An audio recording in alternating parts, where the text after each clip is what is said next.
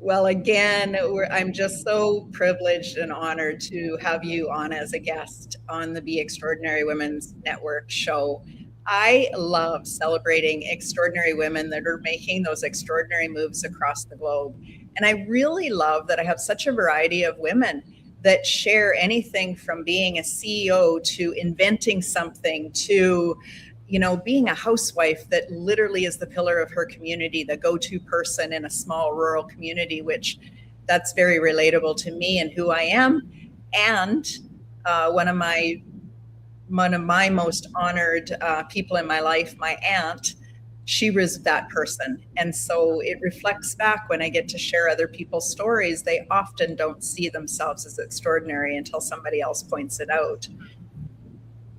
And I love that you're joining us here today as that extraordinary woman who has definitely done a lot of things, and other people have recognized you for that. So, we're going to talk a little bit about some of the awards and the recognition that you've gotten along the way, because I think it's really important that other people see themselves in the path that you've carved out.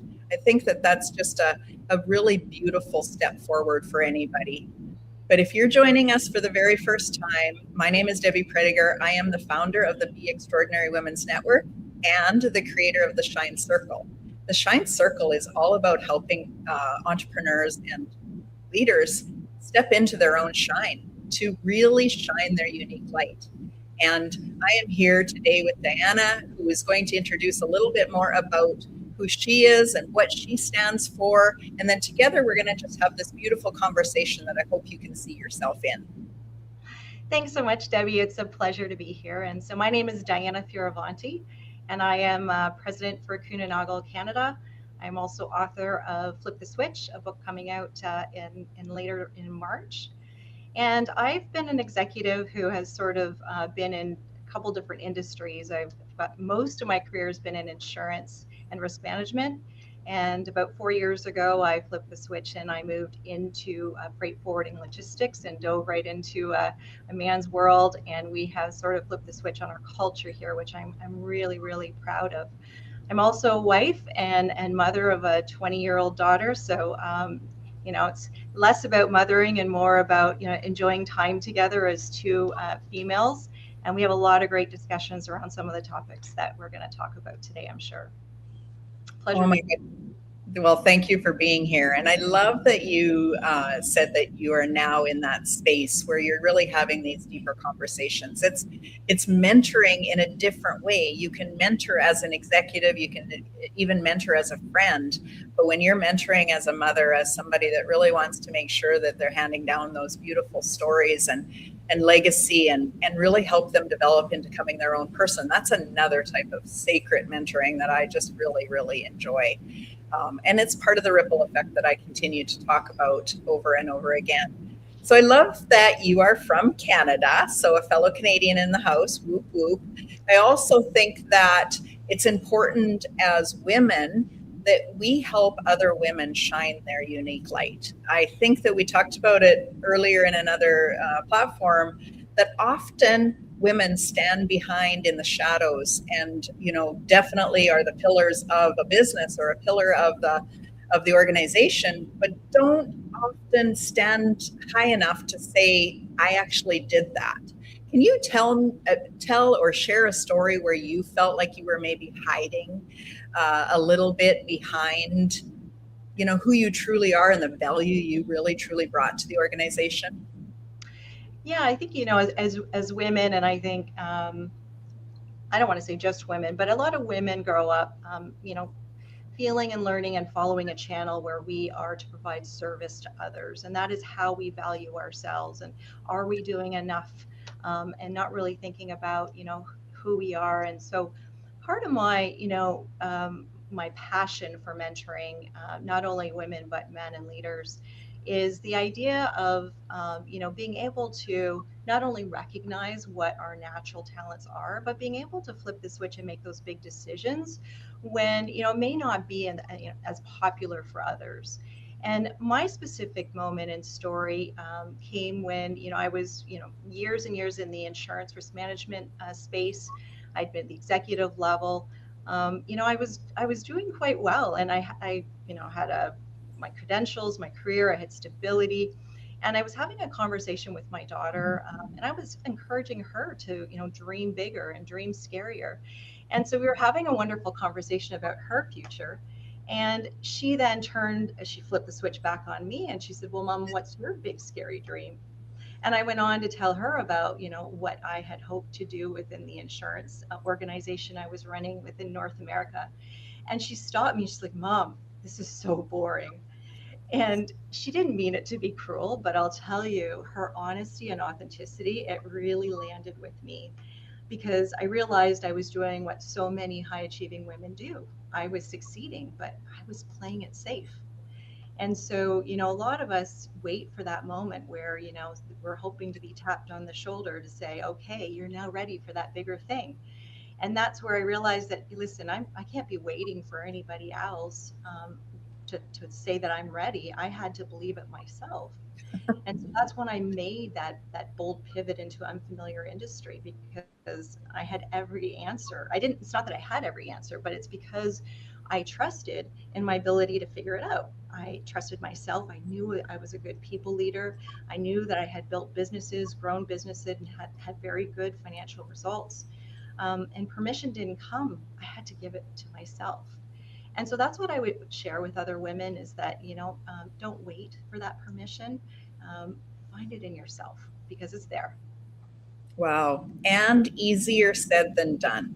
So you had that line in the sand pivotal moment. And yet, I know from the people that I lead, many of them will say, but if without, they will say they desire something, but without that permission and that hand holding and that accountability and that coaching, they can often shrink back and say, maybe now isn't the right time, or maybe I'm not actually capable. So they need to borrow belief from somebody else as well. And I think that as women, we're really good at lending out belief. We're really, really good at putting somebody else out there and say, I believe in you, you can do it. Yeah. What do you say to that woman? And then I want to hear your big, audacious goal. So, and I talk about a lot how powerful our minds are, right? So, we become what we believe and what we think. And so if we're letting that inner critic, talk to us, we're going to just become what that is. And we're not going to make that big, bold next move. And so a lot of it, is mentoring, but a lot of it is self development and self work. And that's part of my book. And I talk about the 6 P's, and that's my flip the switch model. And it's not just one thing. And you don't just flip the switch once. You want to like flip the switch and keep the light on, right? And there's a lot of different components to that. And I truly believe that, building yourself and uplifting yourself as a person, your body, your mind, and your spirit is the most important out of all of those steps. And your mind is definitely the most important. So we talked earlier about giving yourself permission and looking after yourself, and the idea of being selfish often being a bad word.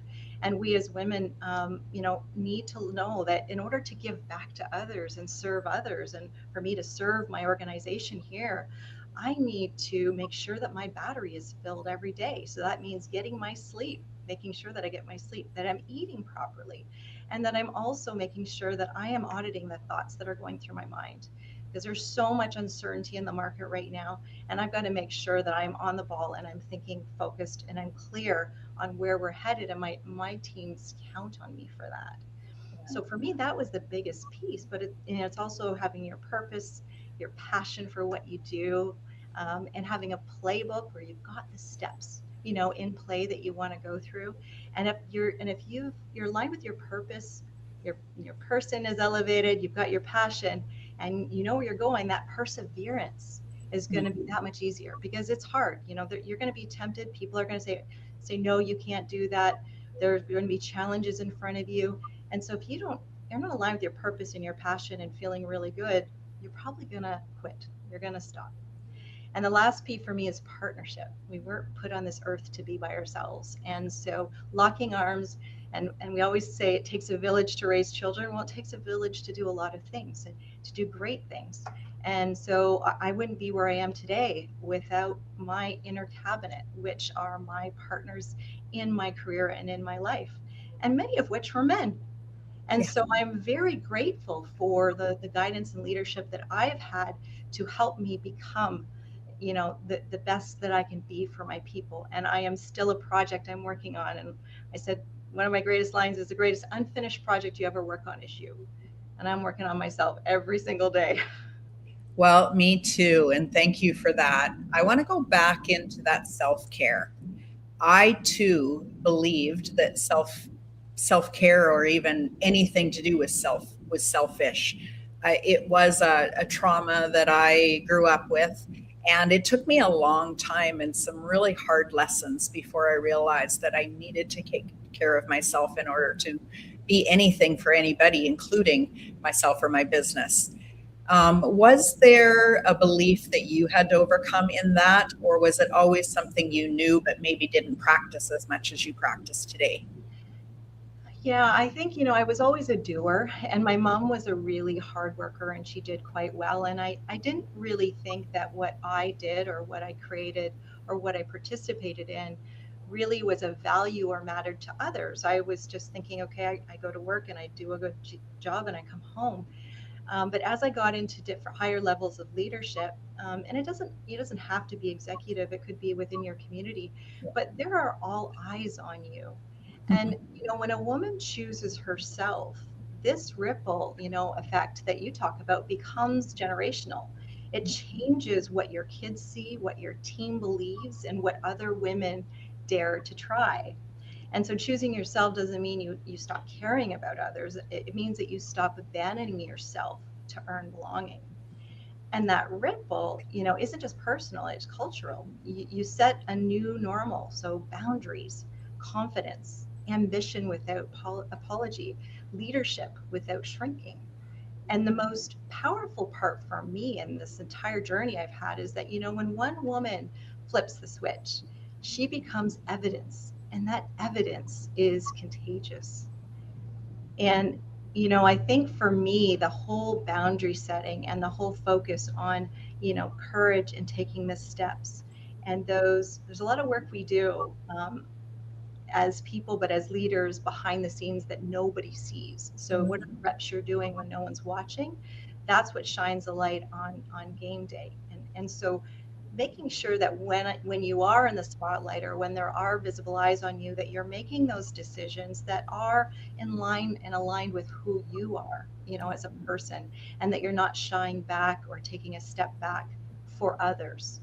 Um, and I think the biggest example of showing that evidence was when I took on the role and was promoted as the first female president for Kuehne Canada.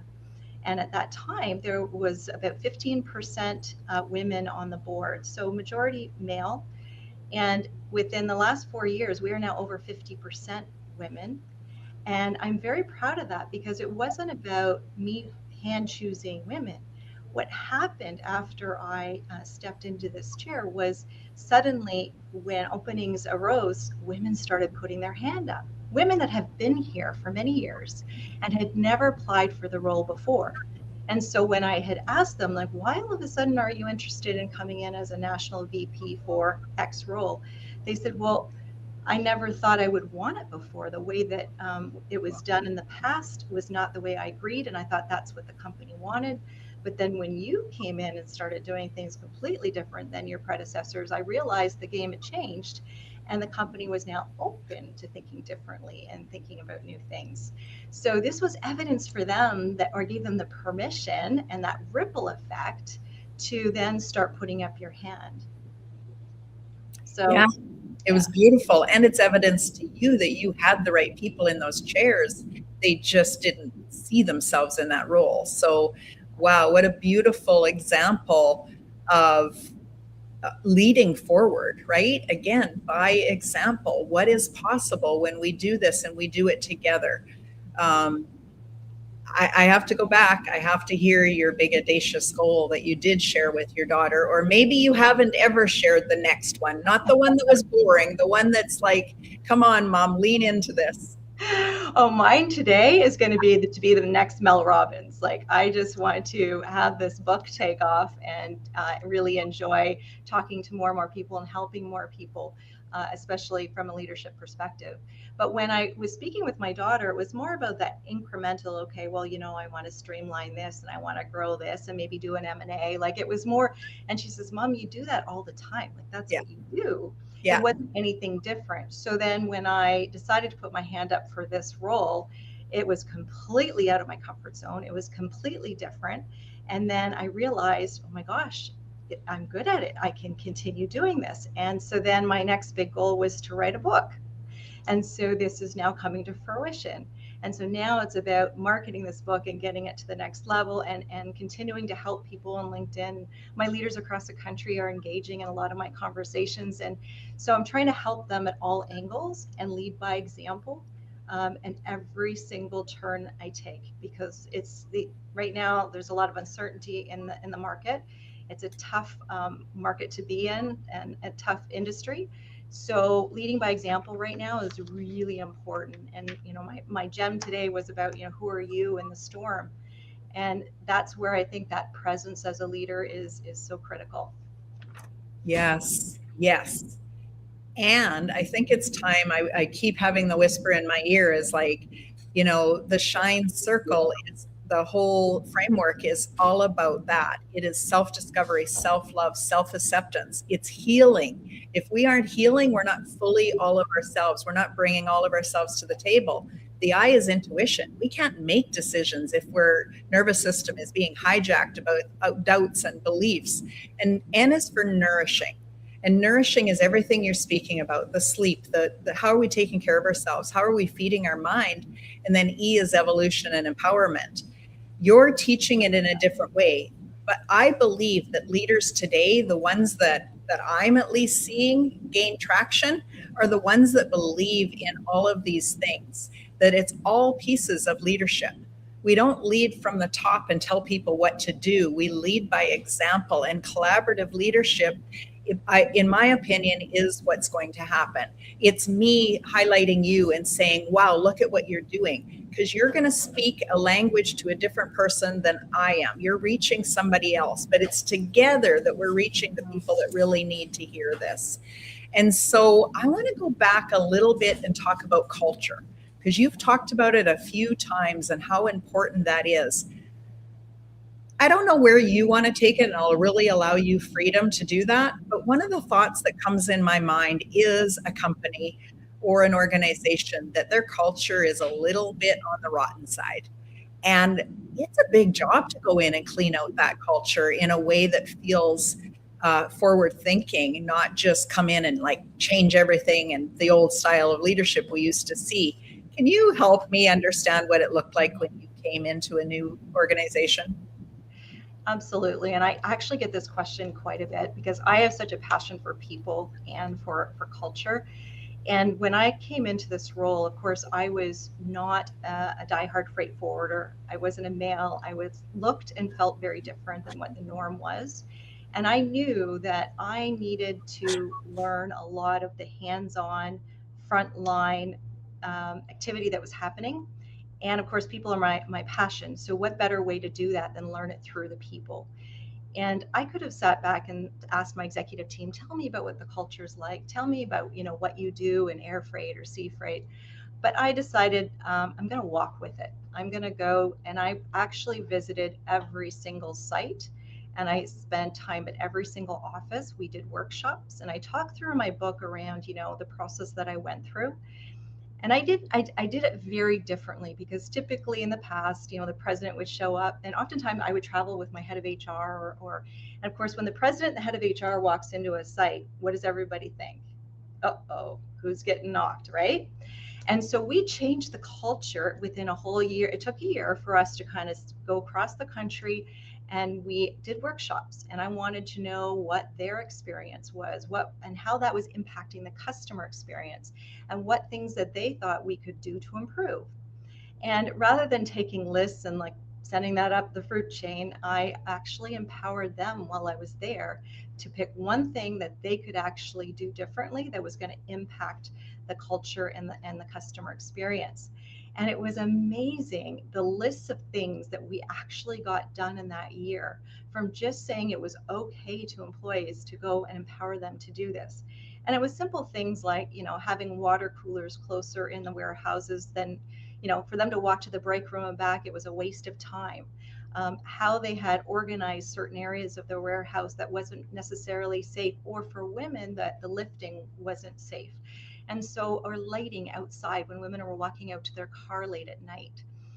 There were so many things that you'd think are just, well, duh, we should have known that. But somehow they didn't get up the fruit chain. And so we then made these changes within the year. And so the employee experience suddenly, they're like, oh, they're listening.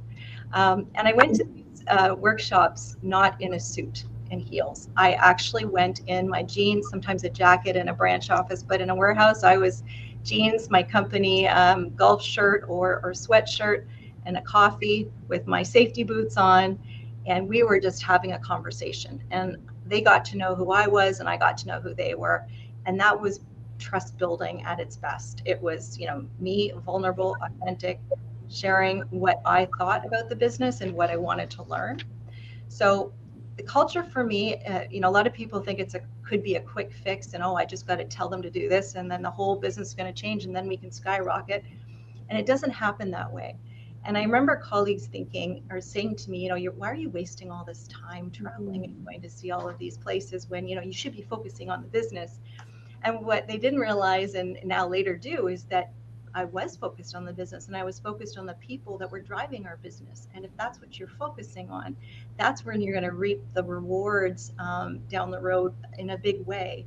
And when storms hit, this is when that trust of the organization is so needed.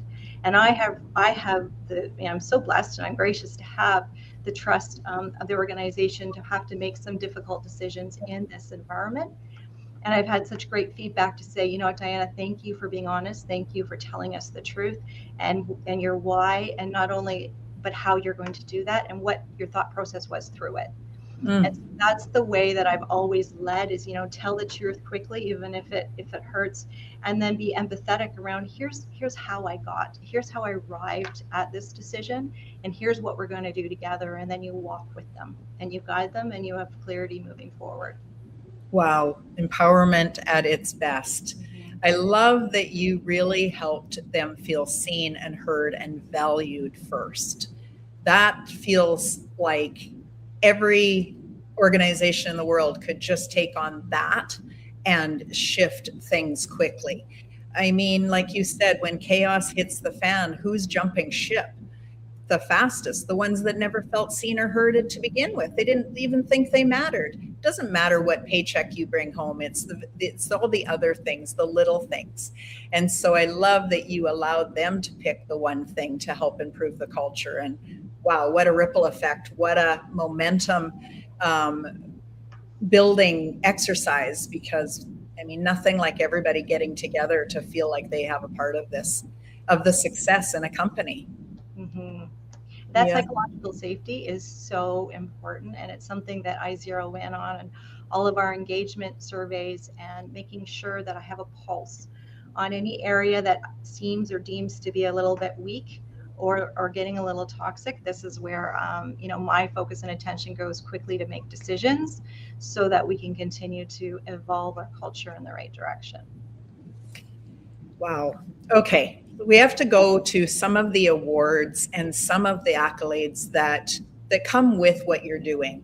I would love to give you that permission to fully share and brag on yourself right now, because we as women really do need to see what's possible. So as I was doing this work with the culture, we also globally rolled out a strategy, and it was I was so heartfelt by it. Our global CEO opened Capital Markets Day with a slide, a five-letter word, and it was trust.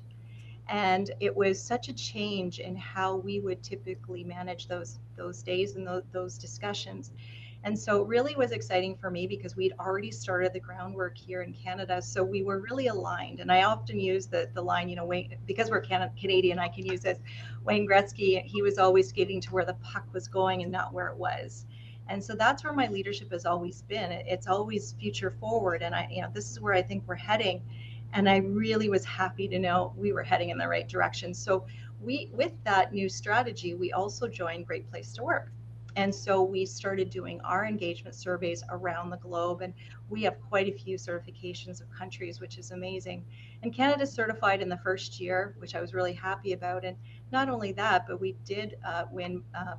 We were on the list for most trusted executive team, best places to work in transportation logistics, and then also best places led by women. So I was super, super happy about that and proud that we got the acknowledgement there. So that was our sort of engagement piece, and we continue to do that. We continue to be certified and wanting to kind of bump up our trust scores. So it's a bit of now an internal competition for us to see how we can continue getting better. Wow, you have definitely accomplished a lot, and it feels like it's in a short time. You're not that old, and you have a very wise um, wisdom behind you, lived experiences. Why do you think that you are able to be that compassionate, empowering leader? What is it about you as a natural person? Maybe it was you as a child, maybe not, but something in there is really allowing you to be a beautiful leader for all of these people. So I do share this in my book, and it is quite personal. But my mom was born hard of hearing, so she was born almost 100% deaf. She had like 10% hearing, and so she ended up going to a regular school and everything. But she, rather than her parents then sending her to school for the deaf and learning sign language, they sent her to a regular school, and she learned just how to read lips.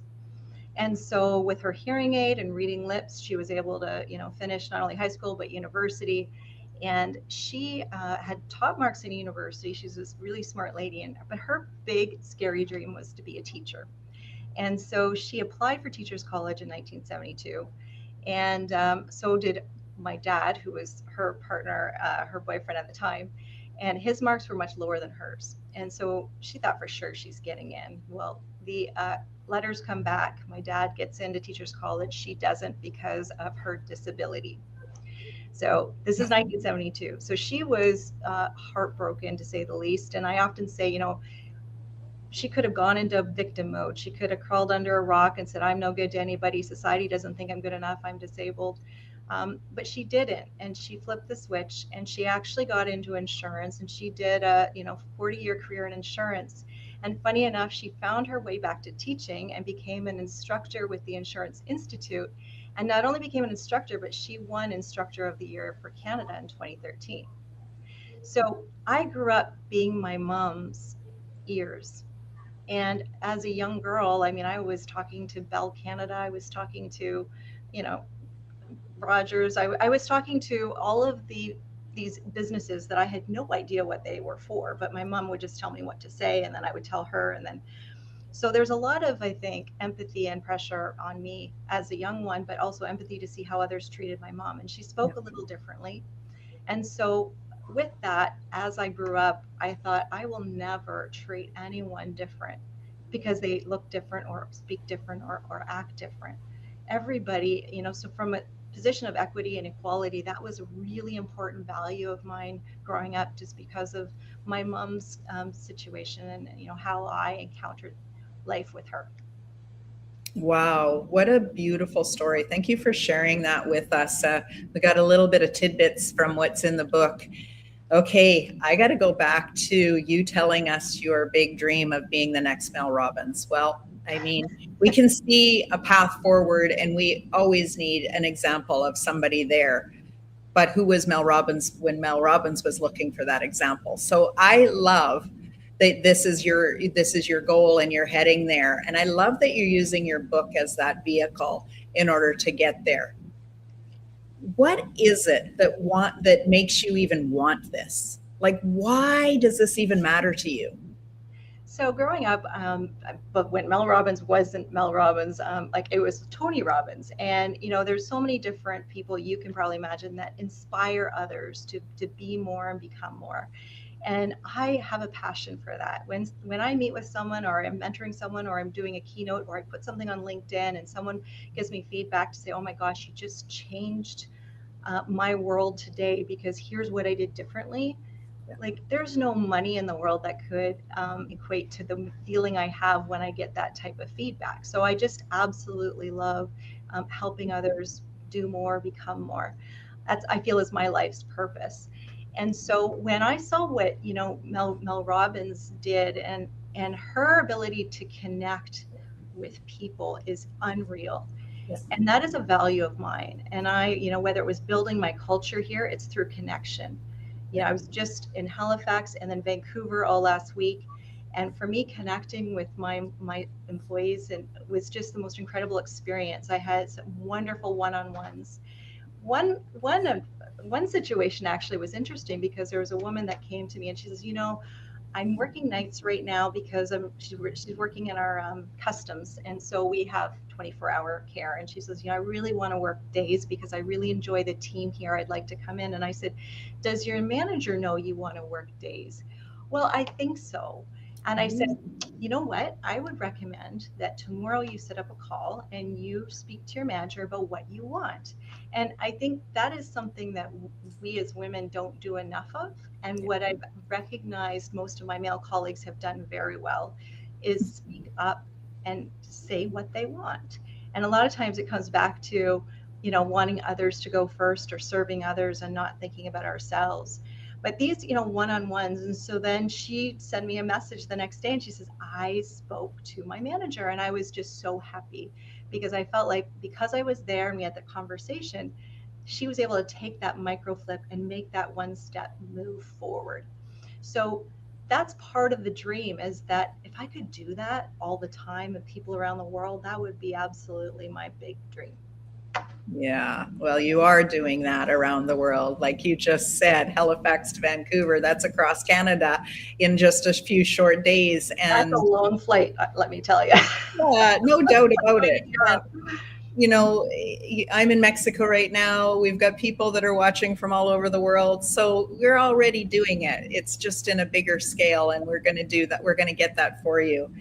So, one of the things that I often talk about is the ripple effect. And you've mentioned it a few times here and in our previous conversation. I want to go from the perspective of the ripple effect you've witnessed within your organization, not maybe something that you can pinpoint that started with you, but you've witnessed one of your employees or one of your team members literally make a change, flip the switch, and that changed somebody else's life. Can you just share some story, and freedom to do, wherever you want to go with this, past, present, future? There's probably so many stories I can share. I think the one that comes probably the quickest to me is because I have now over 50% women on my executive team. I do have some younger females who are having babies. And so this was something that was completely unheard of, that, an executive who was the head of HR or the head of legal would actually go on maternity leave. Like, what? That is just bizarre. Well, that happens here, and that happened quite a bit the last couple of years, within Koonagal, Canada. But I'll tell you what that did, and especially our head of HR, she, because she was in that situation and she had the ability to make change in policies, she was seeing how the benefits in that were not hadn't necessarily moved with the times or evolved. And so, when it came to, like, whether it was parking spots for women who were pregnant, or whether it was even people who are going through fertility Yeah. treatments, we didn't have any of those coverages. And so she kind of went through everything. She pitched it to our management board, and we're like, absolutely. So there's just so many things that, because now there's more women, now it's impacting change that is rippling across the organization, and all of our employees are seeing those benefits and those changes because we have equality and we have more equity in the organization. Yeah. No doubt about it. And I mean, we see that rippling right down into the family. How many women choose not to stay in a job that they absolutely love because it just isn't working with their home life? And so, whether it be money or time or whatever, there's so many reasons why somebody would leave a job. And I I, think I think COVID, the pandemic, helped a little bit with that because it showed that we are able to work in a hybrid model and give, yeah, women more balance in how they are managing their home and their work. We still probably get more hours from them because of that. But if they don't necessarily have to be in the office every single day, they save that commute time and able to do certain things to help their family. So I think that like that as we have evolved, so has, the world, and technology is playing a big part in that, and we have to just embrace it to ensure that we keep it equitable, keep it equal. Yeah, and I think that it goes back to empowering your people, right? Like you said, you were open to hear, so therefore she felt empowered enough to create a plan and come back to you. It's that open communication and being open to change that I think that COVID knocked us into. There was a lot of places that said there was no possible way. How many places have completely given away their office space because they actually found more productivity the other way? So again, being open to change for the right reasons. And I think that conversation is empowering and evolving for our people. It's amazing what communication can do. Yeah, Yeah, filling the exactly. gaps, opening new doors of opportunity. But if you're staying silent, and that's what I keep saying to women, speak up, share your ideas, and voice what you want. Because what's the worst thing that could happen? You could stay where you are, right? But Yeah, but I love that you're saying speak up, because many of them maybe in the past did speak up and got told, it's true. whatever.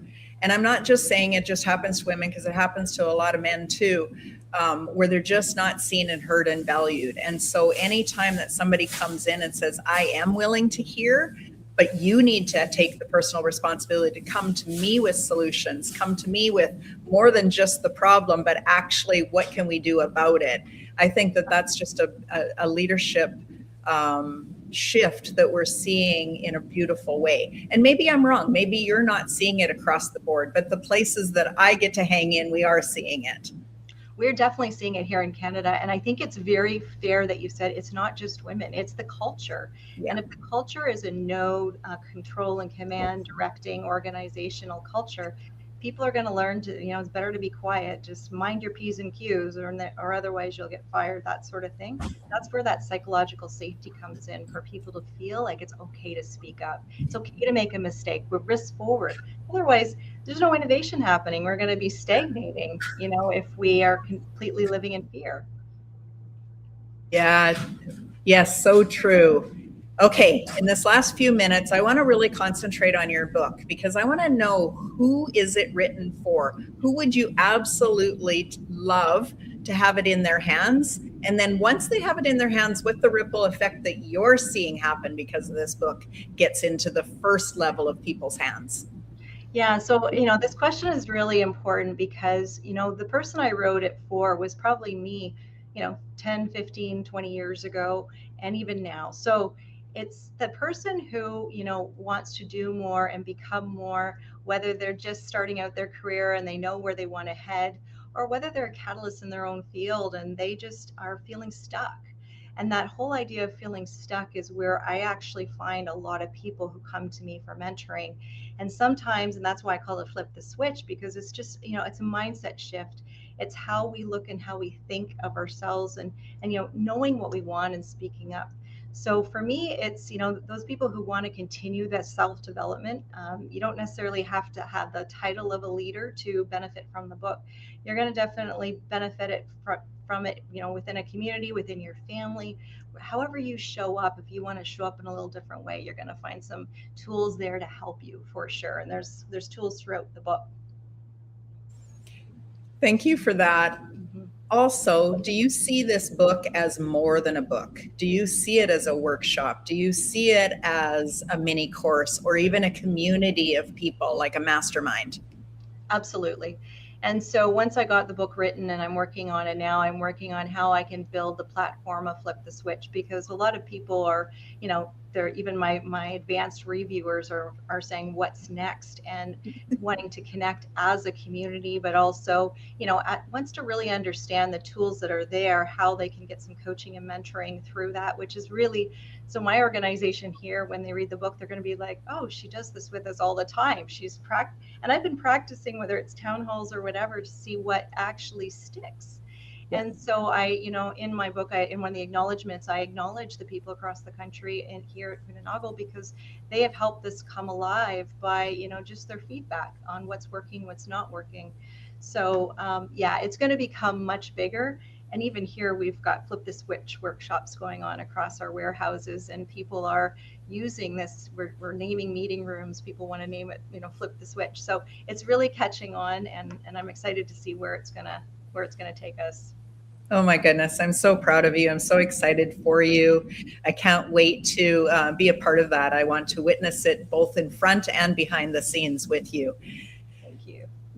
I'm going to hand you the floor to just share whatever is on your heart for the people listening live or in the replay. I think it's really important, the work that you do here, and I hope that I've pulled quite a bit of that story out.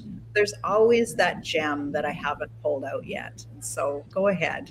Debbie, thank you so much. So I guess, what I'd want to end this by saying that, whoever's listening, no matter where you are not behind and you're not too late. You're right on time for the next chapter. And if today felt like a little spark, protect it, because that's how transformation starts. And believe me, I know. If you'd like more on this, please follow me on LinkedIn. I'm there consistently sharing leadership stories. I'm sharing tools. I've got gems from my book, which are growth, empowerment, momentum, aha moments, and quotes that you can actually grab onto. And you can visit my website at dianafioravanti.com to stay in the loop. My book is probably going to be coming out by the end of March, so stay tuned. If you're following me, you'll get further details on that. And thanks again, Debbie. I really appreciate this time and everyone's time and energy for today. And remember, the greatest unfinished project you'll ever work on is you. So good. Thank you so much. It's been just such an honor to have you on the show. Thanks, Debbie.